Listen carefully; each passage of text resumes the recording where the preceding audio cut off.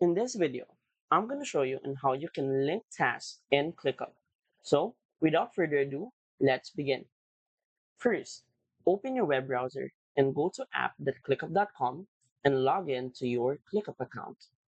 Once you're inside the main dashboard, select the project that you wish to do this action that we're about to do. So, linking tasks. To do this, we need to have two separate tasks, the one that we want to link and the one that we want to link the first task to. So, let's have this task one as the task that we want to link. So, when we hover our mouse right here, we should see a button that will show some options. Above it, you should see this copy link option. So once copied, we're now going to proceed to task number two. So again, select task number two. Then from here, you should see this plus icon, which would allow you to see more options.